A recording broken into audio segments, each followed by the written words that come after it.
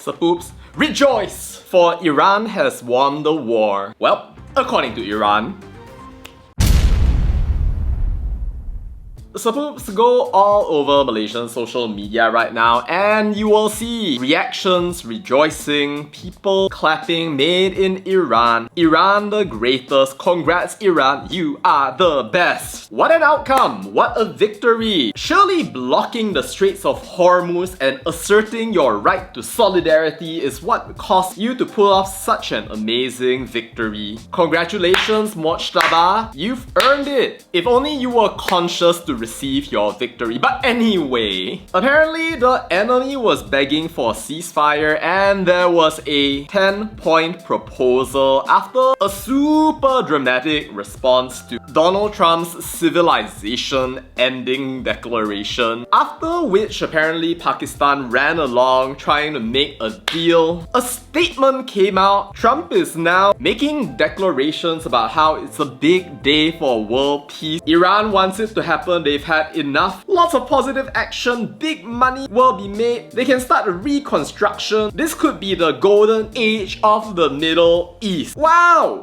Even our PMX decided to pop in and talk about the highest traditions of Muslim solidarity. I'm so happy for all of you! Except there's a small problem with this whole victory celebration here. Cause according to Donald Trump, the deal is a total and complete victory for the US. Whoa! What? Amanda go cakap baru ah. I can imagine a bunch of these people screaming. But it really does make you wonder under what circumstances you can actually declare victory. Cause for some of these people out there, it looks like they can declare victory anytime they want. This silly Donald Trump you now open up the Straits of Hormuz. You still want to act big while declaring that Trump is taco as the entire chain of command over here just casually disintegrates.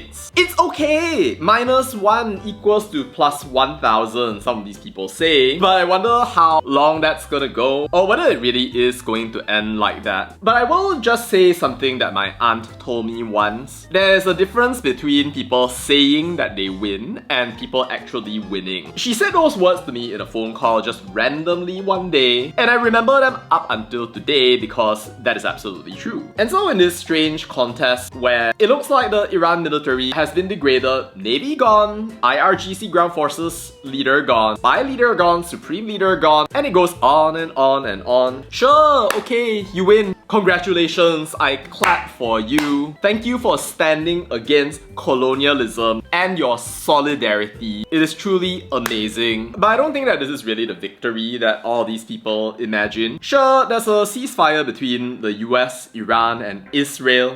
It's so truly inspirational. And the oil prices are going down. But it is still a fact that Iran has established itself as a threat. Iran seems to think that passing through the Strait of Hormuz under the coordination of the armed forces of Iran thereby confers upon Iran a unique economic and geopolitical standing. And I'm sure it does. That of an enemy of the entire planet. Before all of this, I would have just said that, hey, Iran got attacked. It got pushed by US and Israel in the middle of negotiations. It has the right to respond, which it does. But when our bros decided to block the Straits of Hormuz, then the calculation kind of changed. And I especially take inspiration from Singapore Foreign Minister Vivian Balakrishnan, who pointed out that freedom of navigation is a right.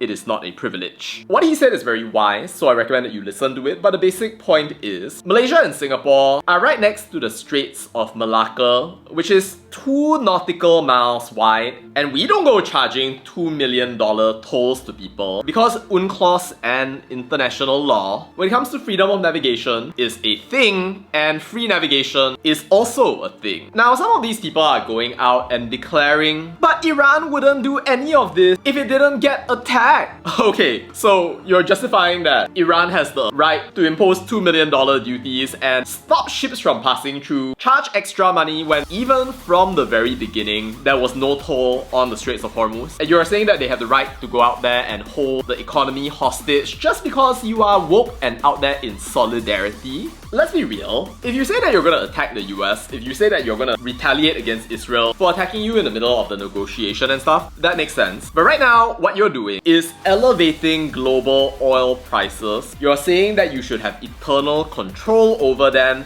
and you're saying that your country should be able to decide what happens with the flow of global trade, and you want to take a special position for yourself. After, by the way, you bombed the rest of the Arab world. Wow.